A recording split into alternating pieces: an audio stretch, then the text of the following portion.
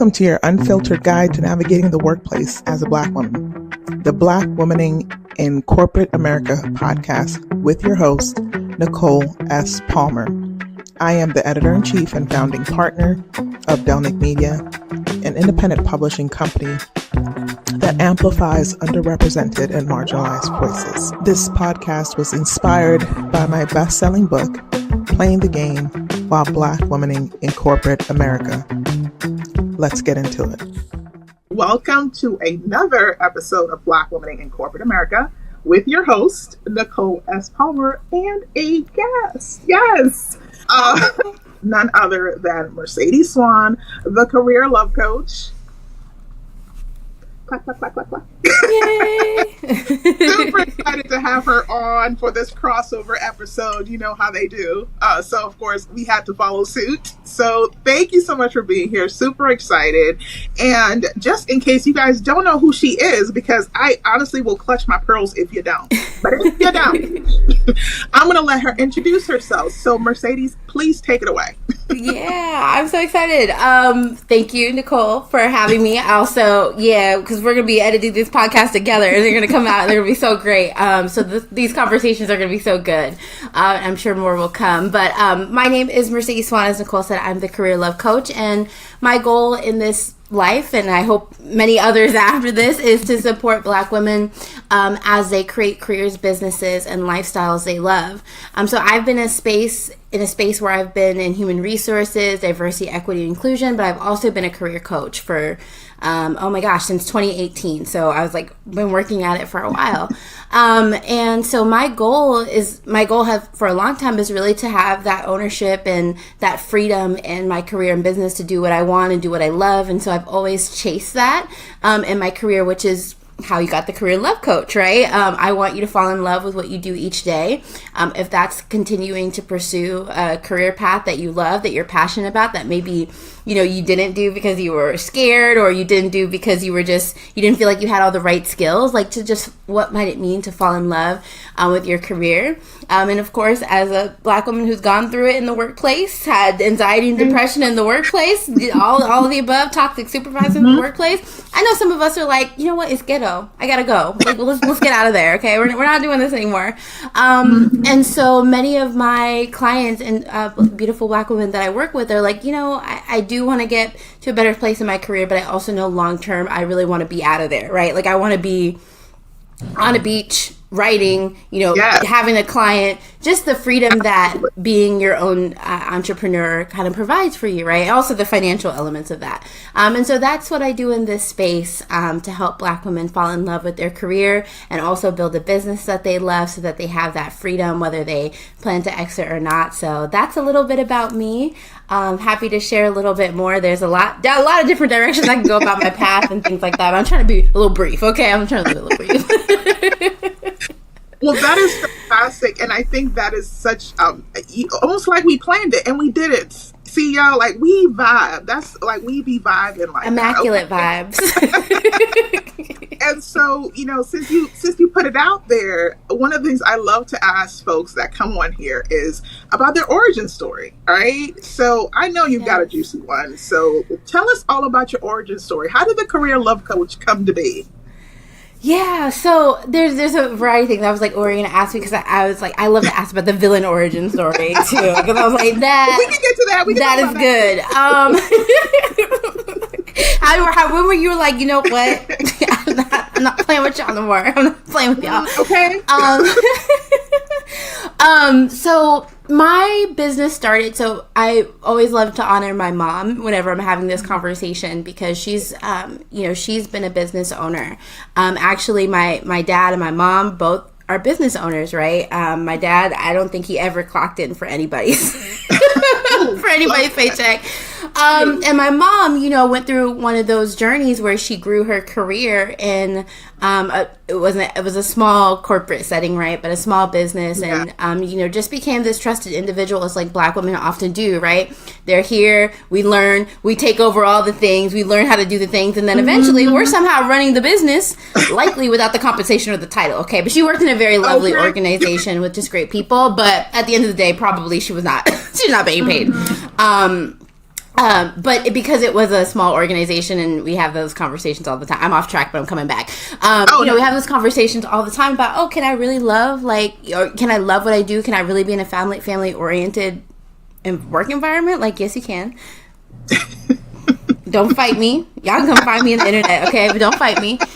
That being said, and then so as she grew and she learned, she actually bought the company. She bought the organization that she once worked for. Isn't that amazing, right?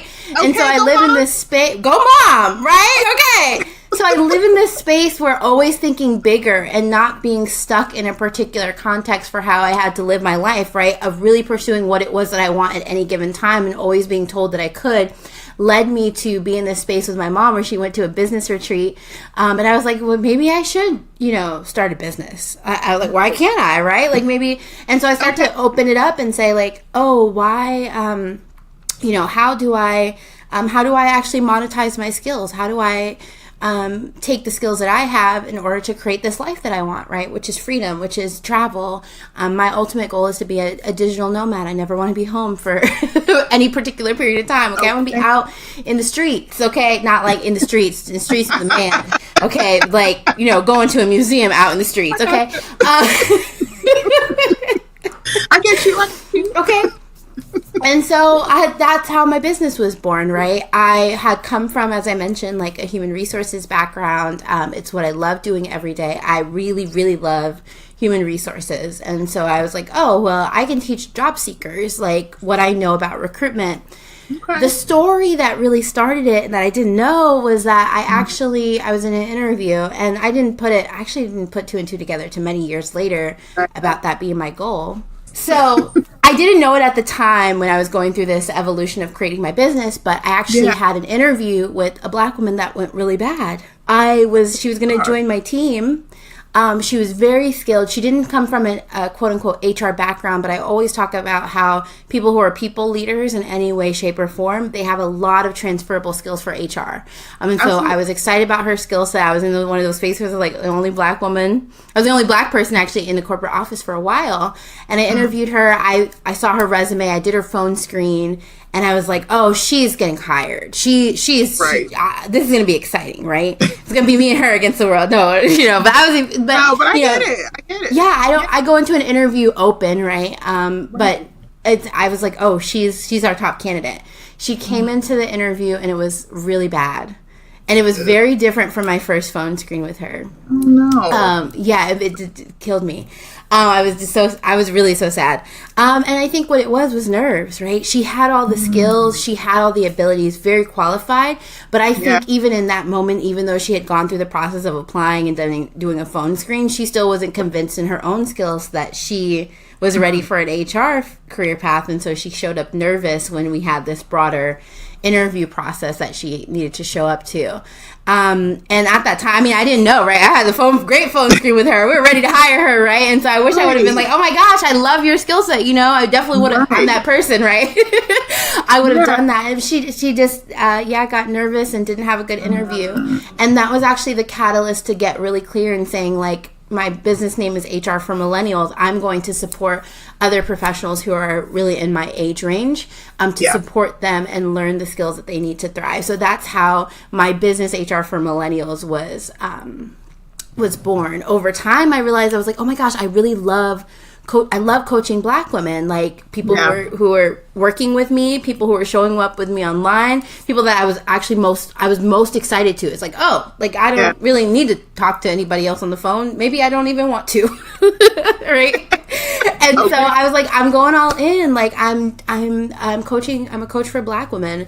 I went through this rebranding process of really connecting with my clients who I really loved, and then that's when the Career Love Coach was born, because they really love this idea of falling in love, but this idea that how I was working with them was really deeply connected to them and what they needed, and it was this personal thing where I do really love my clients. So it was kind of this all this connection of different things, right? I was like, how many of my clients I leave and they're like, okay, you're my friend now. We're locked in for life. You better update me. I identify because I'm just like, she doesn't know it yet, but we're going to be like really good friends. Like I already told myself. We're really good friends. So. Yeah, I love relationships are deeply meaningful to me. And I know it's like, okay, people are on the internet just saying whatever, doing whatever. But like, I don't want to just like be like, okay, I'm like selling a program or a course. Like I really care about the people that I engage and I connect with. And it's like, it's not going to be a transactional one-off thing. Like I really deeply want to connect. And so same girl, it's been good. Like for y'all you guys do not understand what it feels like to connect with another. Can I say it? A blurred? Yeah. Okay. Oh, for sure. Yeah. It's good. It's good stuff. It's 100% kismet. And when y'all understand, when y'all have that experience where you're like, oh my God, you are me, I am you. Like, we get it. Good to feel seen. Yeah, it's a beautiful thing. Okay. So, you said a couple of things that really resonated for me. One of the things that I really love that you said was working with your mom and seeing your dad and seeing, what they accomplished. And it made you not want to play small. And I think that is such a powerful thing when you have the ability to dream big because you are allowed to growing up. And I did that resonated with me so much because I have a similar experience where even though like I grew up with Caribbean parents and y'all know that it's a whole other struggle in and of itself, like stories for days, but that's for my therapist in another day. But one of the things that she always used to say is like, you don't understand the meaning of the word no.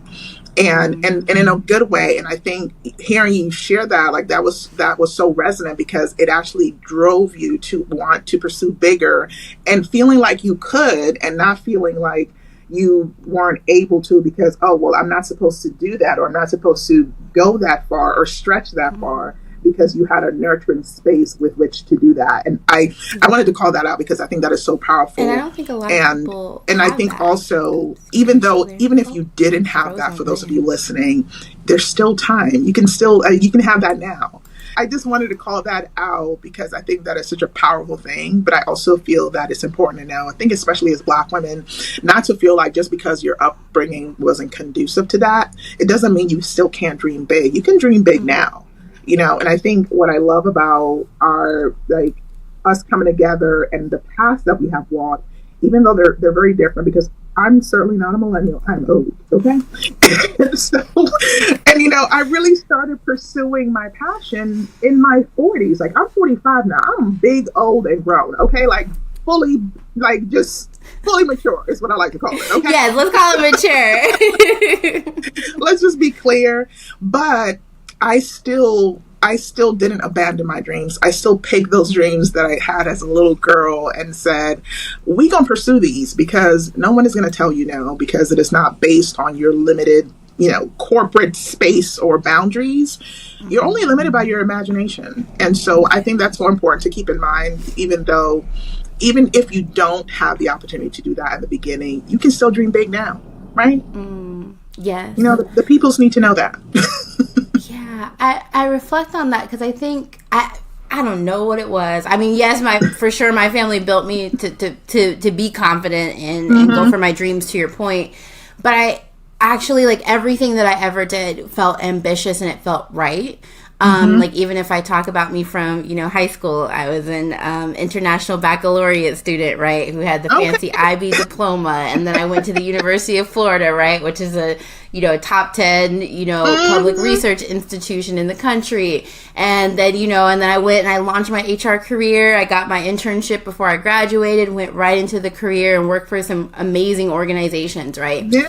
And so I say all of that to say that actually the first moment that I really was like, can I do this? Which is, when I look back at it, it's like, wow, the first moment was like, can I do this? Is actually when I was applying to my master's program, right? And it was a moment, it was like, because it was so built up with this score that I needed to get into my master's program on I think it's the GRE, whatever. I'm forgetting what it is. Yeah. I think it's GRE.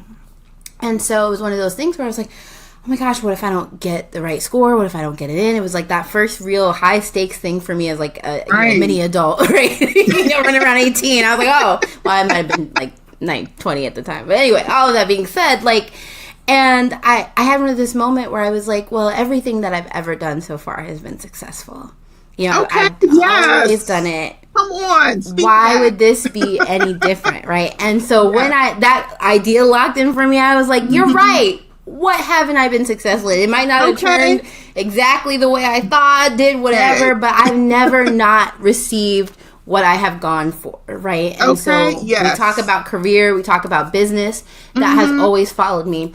Not sure about the skills, not sure about the market, not sure about who wants to work with me, not work with me, all of the above. I always know at the end of the day, like, it's going to work out, right? Because it's never not worked out before. Okay. That's my mindset. That is the confidence that we all need to be having in this 2025, the year of our Lord, when everything is on fire.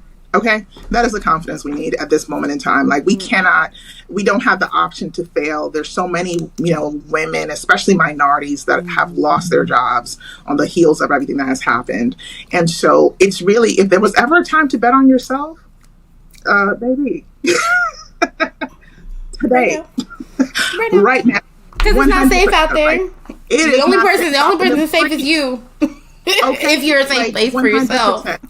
That is it. And so we need to really start turning inward and stop looking outward to really like make the next thing work. I mean, we can, and I do this to myself all the time. So I'm not saying this is someone who's like arrived, because this is a daily process for me.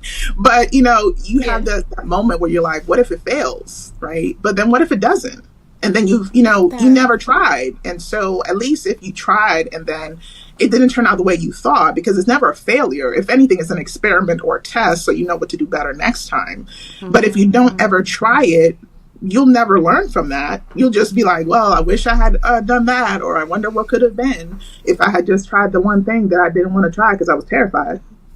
I'm just saying. That part. You know?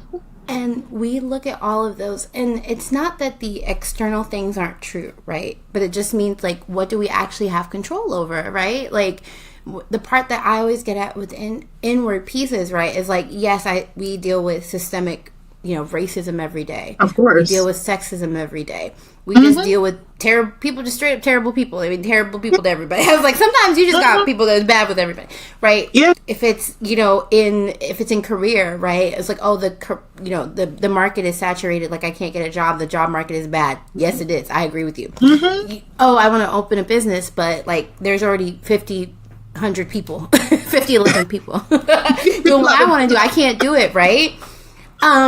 And it's like, okay, I'm looking at all of these things. It's like, but what does that have to do with you? Nothing. Not a damn thing. Nah, I didn't want to say that first. I was like, I don't know if I'm supposed to cuss over. Not a damn thing. Not a damn thing. That's right. Whatsoever. Not one damn thing, okay? Because it has nothing to do with you, right? You are in control of the business that you decide to launch, the career that you decide to go to, the resume that you write. And you could have 500 no's, but if the one yes is the one that you want and you want it enough, it's for you, okay? So just like, yes, okay, say that. And I think that's also so important. Like, what you're teasing out is this idea that we think that the market is saturated. The market is not you. You are the only you that exists. It's a fingerprint. Nobody out there is just like you. So as long as you're stepping out into your purpose, because that's what you're being called to do, and you're doing it your way, the way that you approach things, the way that you conceived it, that is what the market will adopt, because there are people out there waiting for you, for your brand. But if you're not giving it to them, you're never going to be able to connect with those people, so I think that is such a powerful thing. So I hope y'all are getting all these gems, because she is here dropping the bars. Okay, folks? Every bar, every time. Okay? So just like, I mean, come on. That was a word right there. So one of the things we talked about, and I think it's important because y'all are like, okay, we're just having a kiki and having a conversation, and y'all dropping some wisdom along the way.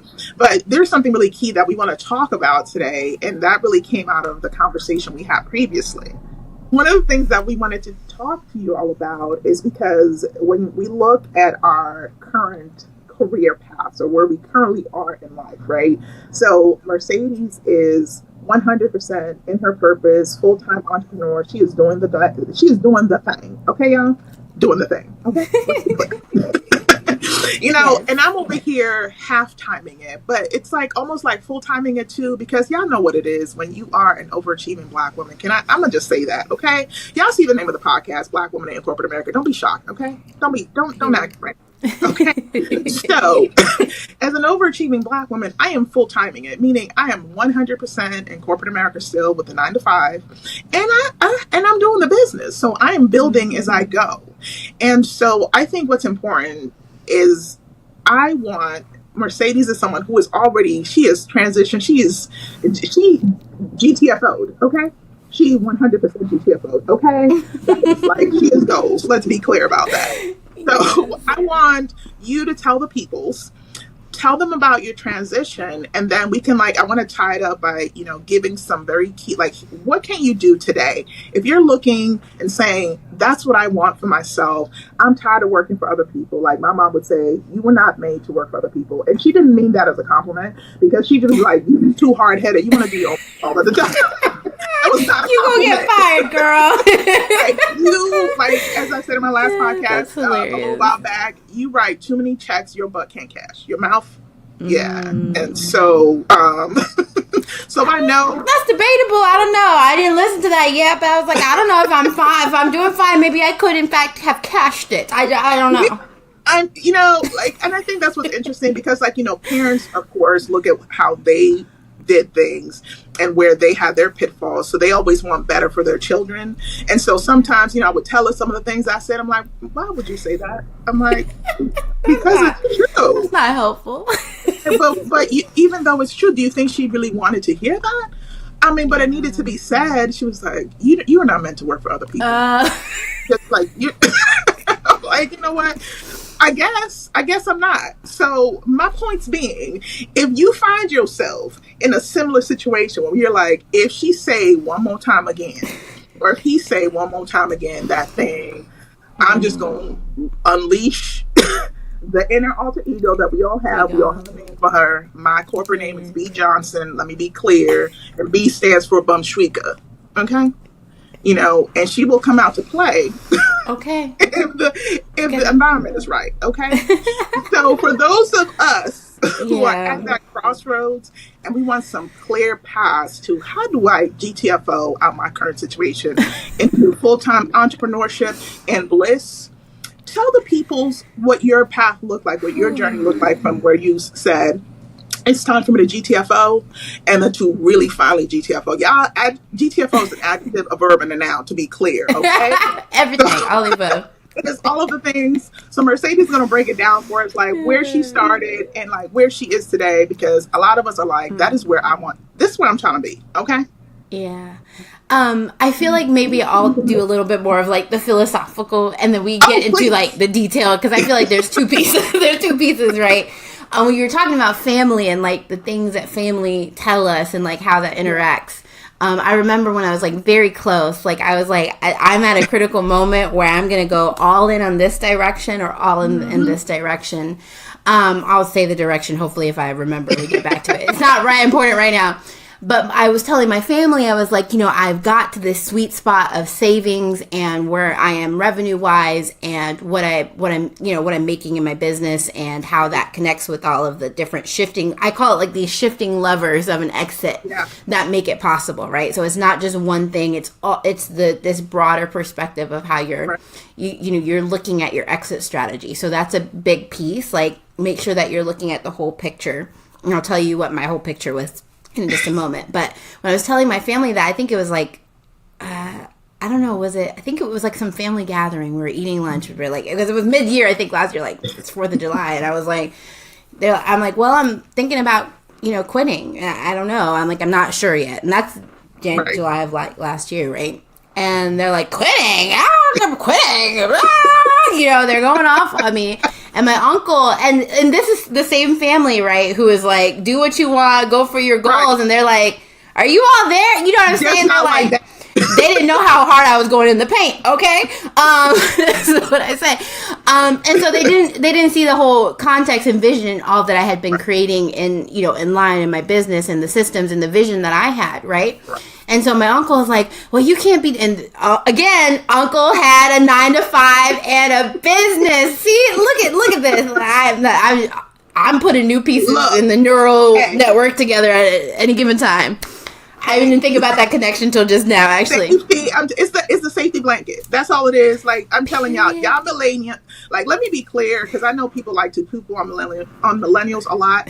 Y'all are way more courageous than we are. That's just point blank here. Y'all be out there. Y'all like, okay, I'm a jump. I don't know if it's the net gonna catch me or if I'm gonna just fall flat on but I'm a jump. And we gonna figure out the details of the landing as I'm on the way down, on the descent. I'm not that millennial, okay? I'm not that. I'm actually a very risk averse person. So you know how like secure I had to feel to like go for it. But millennials in general, you know how many unprecedented events we've lived through? We don't care. Okay, like the Rona, all of the, like, come on, like, it's just, there's a whole lot going on. So I get it, but I think like the more, I just feel like the generations as we progress towards like the younger, y'all definitely are way more brave than we are. Like, I mean, that's just factual. Yeah. And y'all can at me, but like, look, I'm an old head, so I know of which I speak. I know of which I speak because I should have been done left. Okay, let me be clear. I should have been done left. Okay, and I know there's a lot out there. Okay, yeah. Can I speak to y'all for a minute? Is somebody like from one old head to another? You might have to unpack that before we get off the call, Nicole. Okay, I should have been done left, and there's a lot of y'all that should have been done left too. Y'all should have left like 3 years ago, before the breakdown, before the medical leave. Can we? I'm just saying. Well, you could.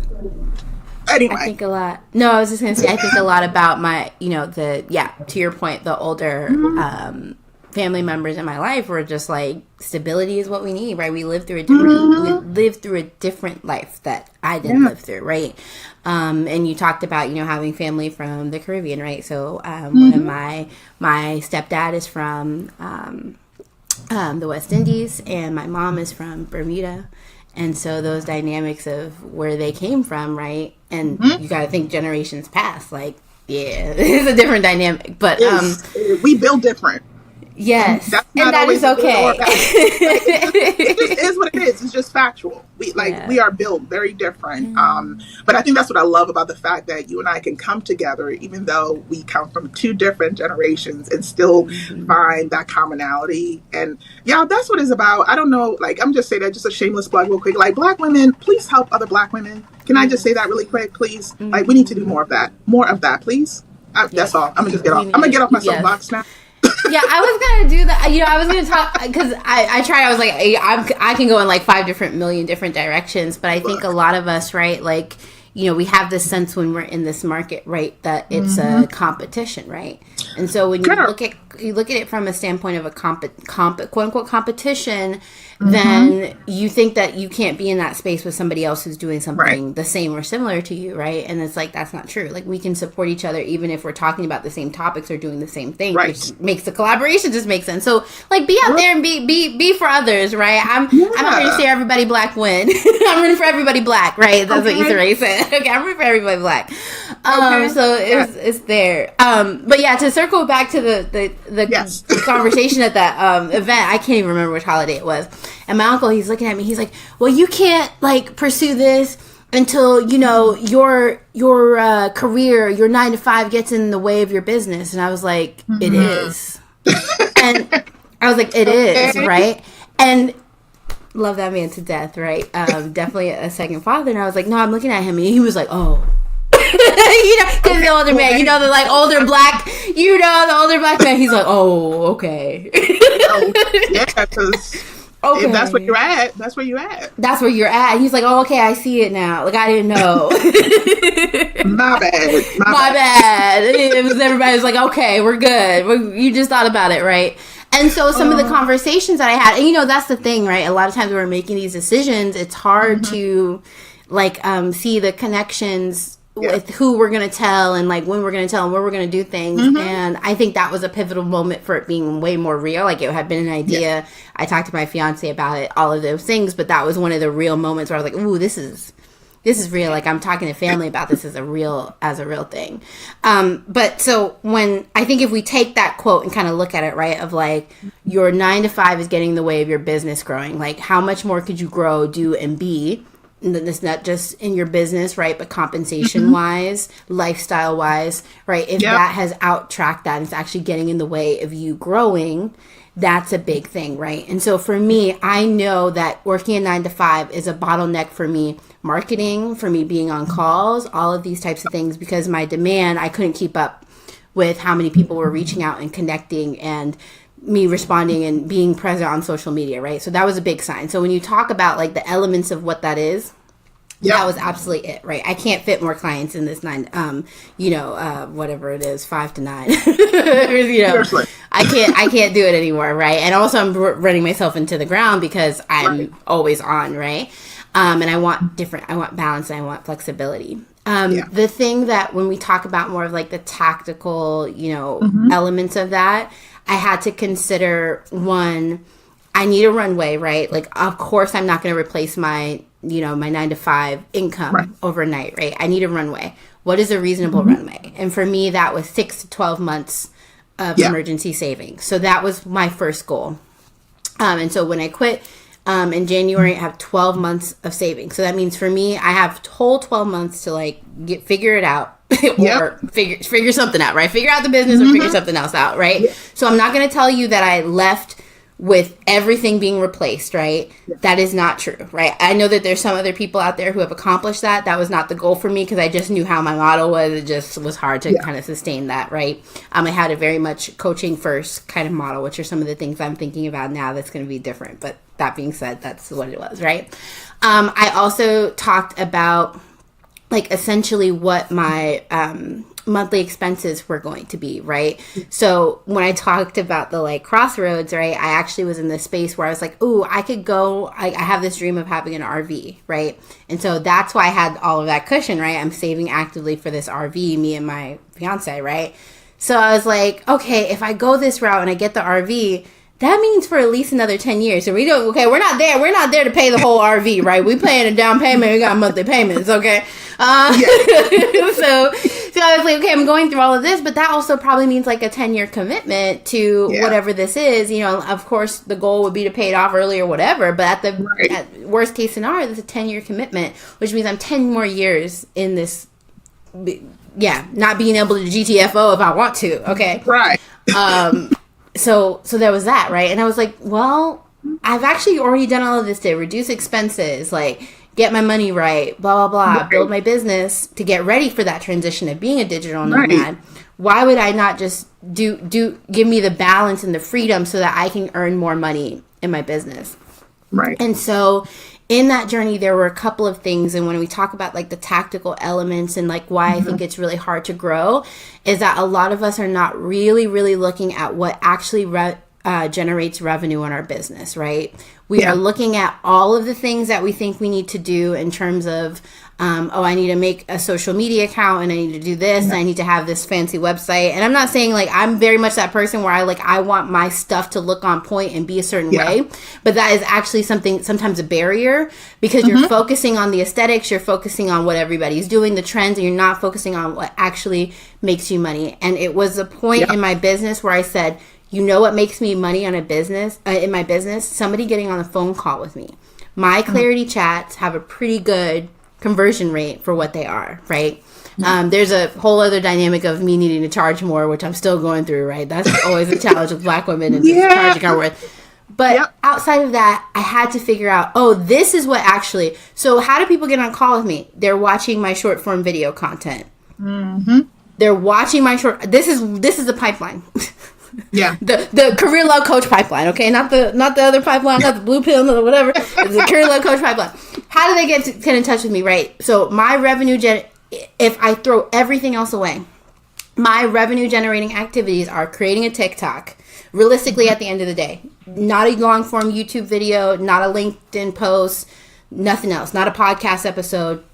That on LinkedIn, a short form video post, them getting on a call with me having a funnel after that call to say, here's all of these things that you can achieve while working with me. Here's what you need. Here's a little bit more about my success stories. Oh, and then I'm going to do a personalized follow-up with you and see what's going on. Do you have questions? Blah, blah, blah. And I'm going to follow up with you up to 3 times. And then if that's not happening, then I'll just realize that you're not either not ready or you're not the right person to work with me, or maybe you didn't like me. It's fine, whatever, right? And then you're either hey, whatever.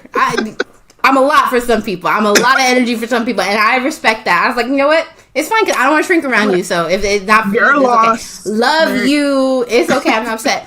And then okay, you're getting on a call, right? And I had somebody that was talking to me one time. Was like, well, you spend a lot of time on calls, and I was like, yeah, but if somebody gets on a call with me, they're spending a minimum of $200 if they decide to work with me, right? Okay. And so it's a balance, right? That's when the math is mathing. The math, right? And so I'm not saying anything against people who charge for their discovery calls. We all have different, we have boundaries about our time and how we want to show up, right? And eventually as I grow, right, there are going to be more constraints on time and who has access to schedule a call. But anyways, at the end of the day, right, I'm not charging $20 because if somebody gets on call with me, then that's the outcome, and I know my conversion rates, right? And so that is what it is, right? And so I really spent time on really scaling that, and I think that's the piece. So I was able to really increase my revenue. That went to paying off lots and lots of debt and things that I had over time.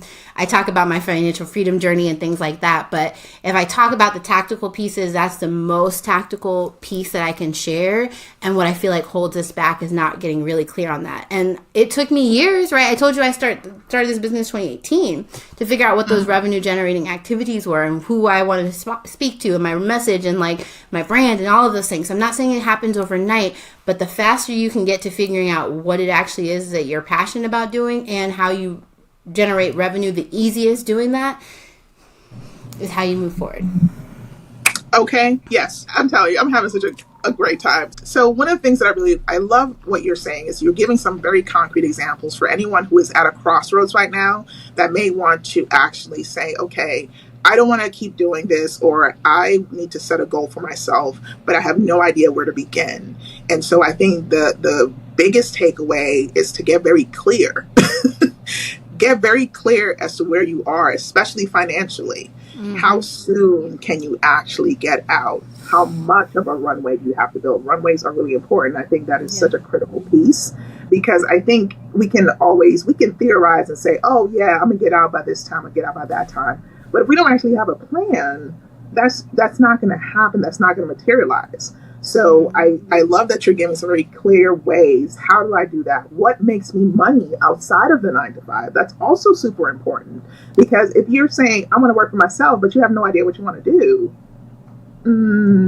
that's not going to happen. You know, and it could be anything. I mean, maybe you want to start a salon and you've been braiding hair for a really long time, but you know that on a weekend you can make anywhere between $200 and $500. That's something, but you have to know where your money makers are and what's going to make you the money so that you can actually sustain a lifestyle outside of a 9 to 5. Yeah. And so that's why I haven't made the jump. One, because I am very risk averse, to your point. And there's something, for me, as someone who is always got some health issues going on, I need the insurance benefits, and those are critical. And so those are the things. I want to let's talk through that, because I'm just now starting to research and understand how to get that set up, and I think that could be something that scares people off. Well, I can't because I need benefits. So let's talk about it, since I brought it up. How do we overcome that? Yeah, I think, in all honesty, I think the basis, and I think that's my thing, right? Yes, we talk about the tactical things, but actually let's start with mindset first. It's always a connection between the two, right? And so in this case, right, had my mindset not been I might not have actually made that decision that I did when I did, where I was actually let me refocus on what I really want, which is the freedom to choose whether I'm in a 9 to 5 or not, right? And that's that's the piece, right? But I think the other thing is about that dynamic of that conversation we're just having about inward, like what is in our locus of control and what is not, right? And I think when we think things are outside of our locus of control, we don't problem solve. You know what I'm saying? Right. We don't look for the solution because we say we can't. Or if we say, and I'm saying that as a risk-averse person who has like addressed that by saying, I'm going to look at every single thing. I'm going to do the math for everything, right? And that's how I've always overcome that. That's so true. But when I say that, I'm not looking at the math from, okay, how does this all prove to me that this is scary and not possible? How can I prove it to myself? How can I find the evidence that it is possible, that because I've never failed before, I can't fail again. I will never fail in the future, right? But when I think about that, right, instead of me going through all of these reasons around why I should stay, I started finding all of these reasons why I should be able to leave, right? And so part of that was the runway, right? The financial runway. Some of that was seeing where I was business-wise and projections of what would be next. Some of that was like, honestly, I've reduced my expenses like so much. Like I spent so much time just cutting everything. And people were, I remember I was having a conversation with a leader that I love. We'll see if the leader says that.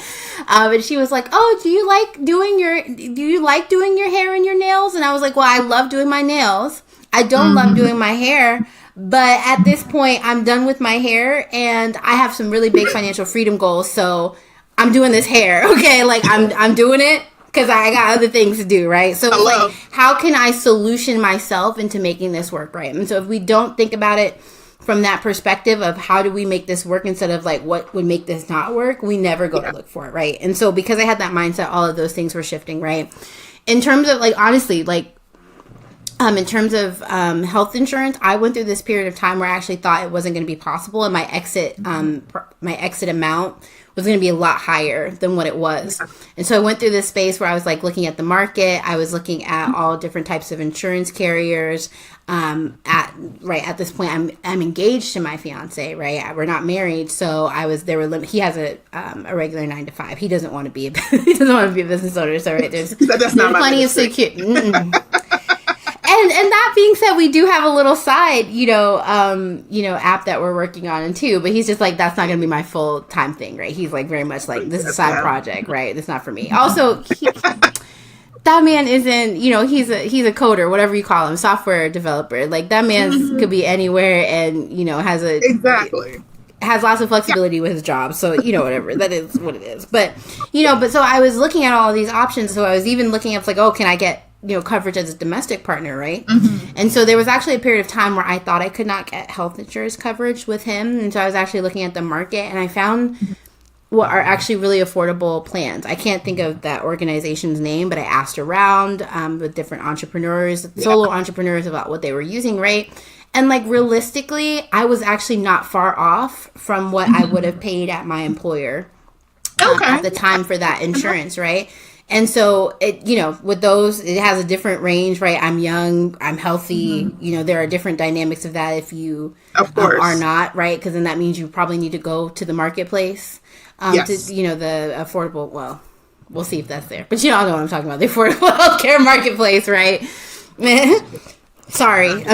We're not going, we're there, but anyway, so if you have pre-existing conditions, then that might not be as an option or as affordable for you, right? Yeah. All of that being said, we went back at it and I was like redoing my numbers and I was like, just reach out to your HR department one more time, babe. He did, and then I don't know if the person told him wrong the first time or something shifts, but they cover domestic partnerships, and so actually more affordable for health insurance right now than it was at my last job. So it's like solutions, right? Don't take no for an answer and figure it out. So all of those things. And something you brought up that I think is also important is that as someone who's a business owner, you can get insurance for your business, health insurance for your business. And like if you have a partner who's in the business with you, they're also an employee who can get the insurance. So there are definitely options, because that's definitely some of the options that we're exploring. So don't ever allow like, oh, well, what about this? And then this reason, like to your point, I love how you flipped it. Instead of like, here are all the reasons why I can't do this. It's like, here are the reasons why I can and I should. Okay?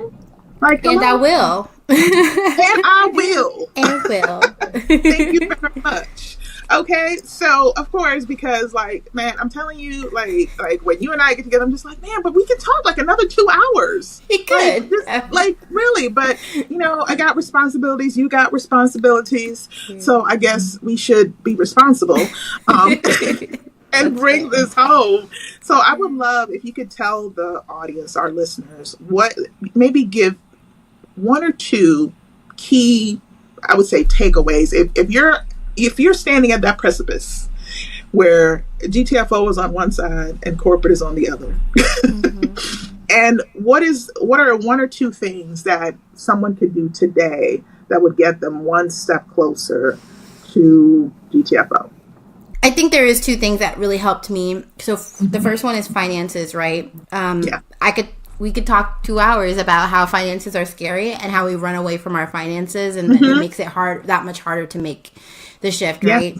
And so for me, one thing that I did is I invested in platforms that were going to help me better track my money, right? And be actually proactive about my budgeting. So if you've never used You Need a Budget or never heard of that, where you're actually budgeting for the future and not like in arrears, that's one of the things that was a game changer for me, and what helped me understand, like, hey, here's how I could really map out the future for myself, not just like all the debt and whatever I got going on. That helped me to eliminate a lot of debt. There you go. And then, so that's the first piece. And then the second piece is the model, right? So when we're building a business, sometimes we don't think, especially if we're having like more of a personal brand online, that was for me, we don't think about it in terms of having like a business plan and like a strategy. We're just like, oh, we're just creating our brand, and then like hopefully people will buy this one product. But it's like, is that a model for you? Is that a model for a sustainable business, right? And I say that to say that I'm going through that process now, right? Where I'm saying, hey, my business model is actually pretty complicated and isn't the best use of my time. I need to shift that for this new era of my business, right? And so that's what I've spent a lot of this year doing, of really getting clear and implementing that. And so it doesn't mean that a business model actually has to be really complicated. It just means you have to have clarity about what that business model will be, and how your customers or your clients, or even if it's your audience, right? And you're not planning on providing services, right? If you're going to be a content creator and make money on that, how does your model work? How do you make money? How do you have brand deals or affiliate marketing deals and whatnot? How does that really work? And if you can get clear about how that works, you can move forward from that, right? To say, I have a strategy, I have the revenue generating activities, I know it's going to work, or at least I can try it, right? Because I tried a lot of different models that didn't work, right? But I'm here now. And so I think those are the two big things.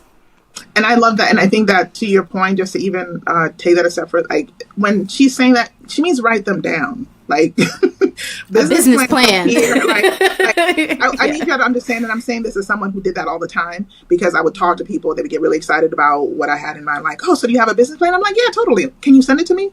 What are you talking about? I'm telling you what it is. I just told it to you. Like, no, you need to write it down. I'm like, oh. And it becomes very clarifying. Once you start putting pen to paper, it actually will even help you realize that maybe what you initially mapped out needs some work or needs to be clearer than what you think it is.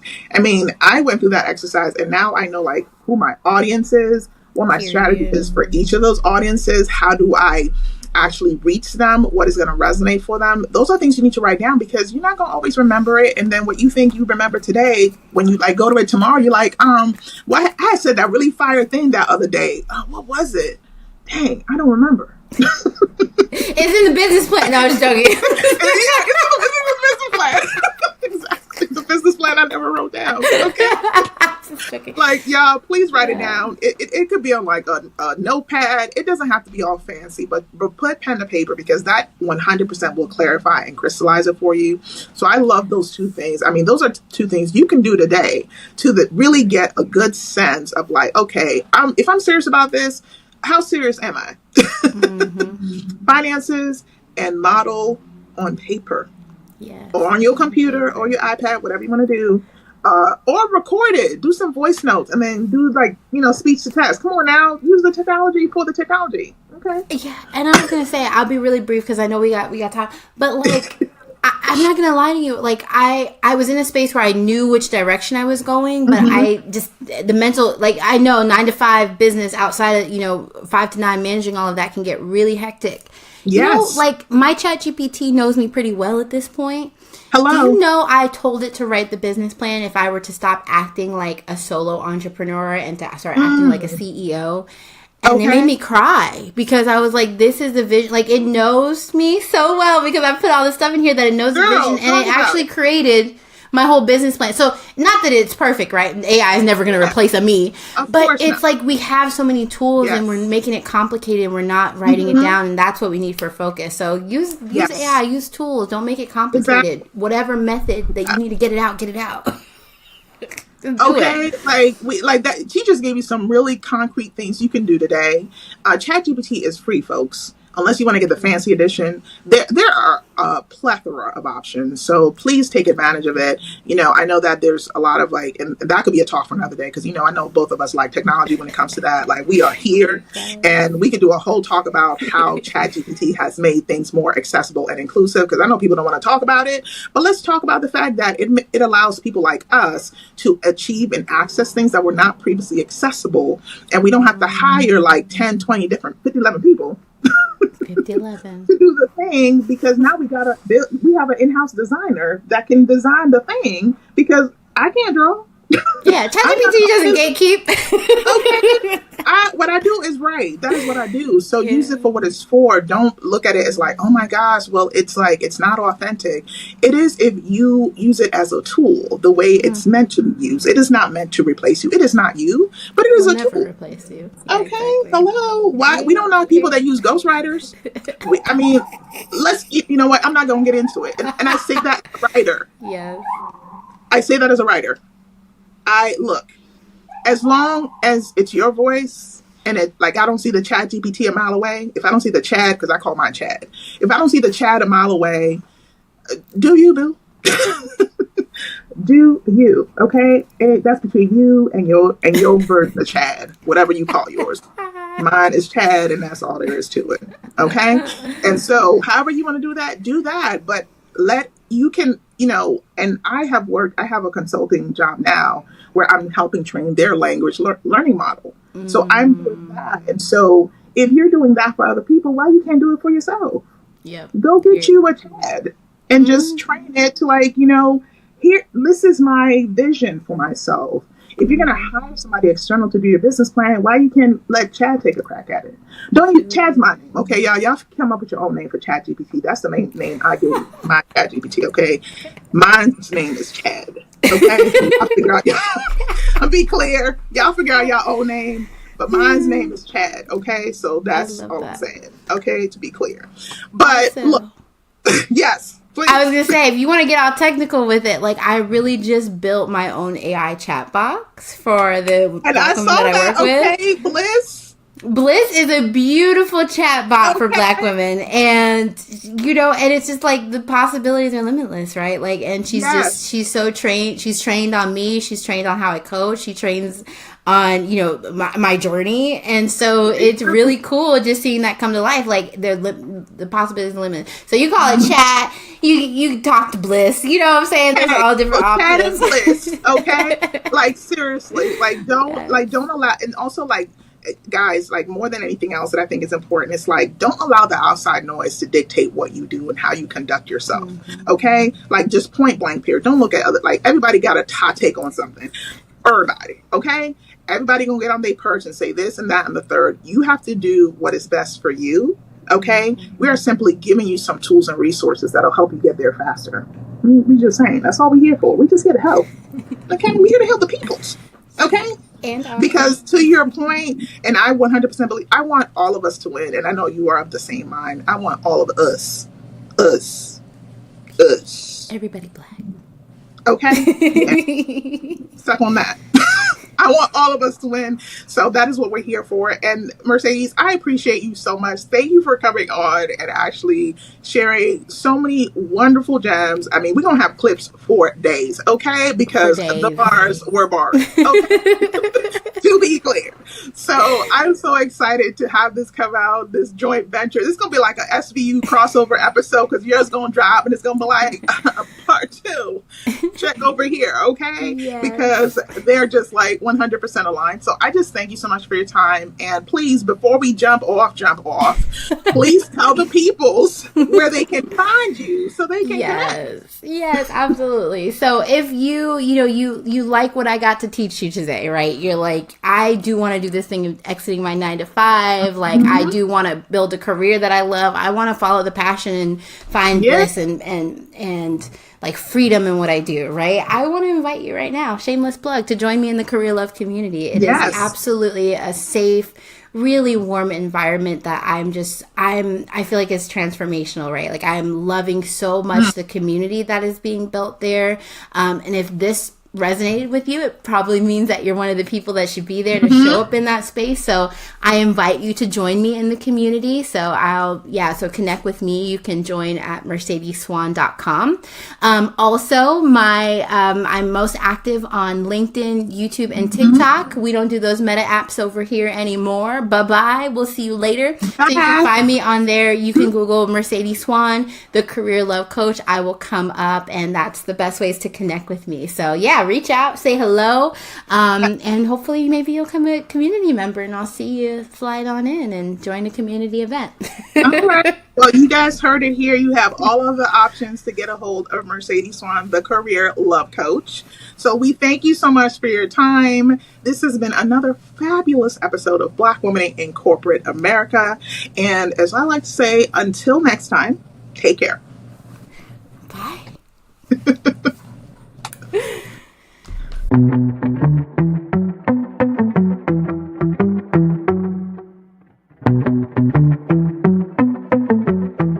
Thanks for tuning in to Black Womaning in Corporate America, the podcast. If today's episode spoke to you, make sure to like, share, and subscribe, or submit a 5-star rating wherever you're listening. And don't forget to grab your copy of Playing the Game While Black Womaning in Corporate America, available now wherever books are sold. Until next time, take care.